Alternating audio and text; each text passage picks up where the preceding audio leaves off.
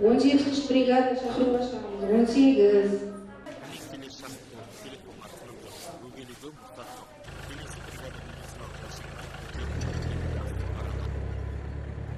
Ел арасында 103 деп аталып кеткен жедел жәрдем қызметінде 4 адам пультте отырады.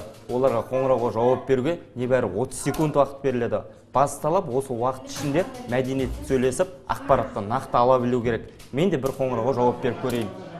Алло. Қалалық жедел жәрдем мамандарымен бірге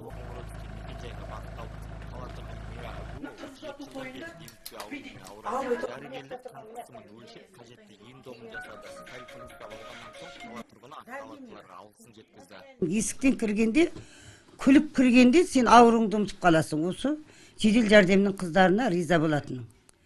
Келгеннен кейін бірден жедел көмектерін көрсетеді.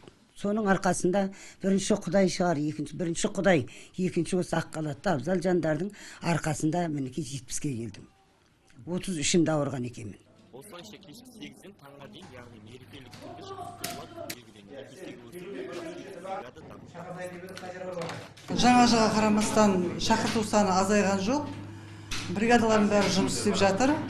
Күндізгі уақытта емханаларға переадресация жүргізіледі. Енді халыққа тілейтініміз жаңа жылда ауырмасын дейміз, денсаулық тілейміз.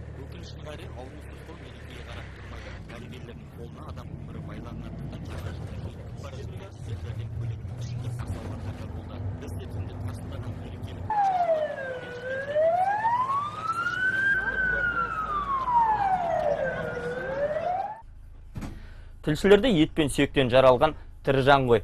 Уақытпен санаспай жүрген кезімізде қан қысымым көтеріліп кетті. Жолым болғанда Аққалаттылардың жанынан табылдым, ем-домын жасап, қазір қайтадан қан қысымды көтеріліп жатыр.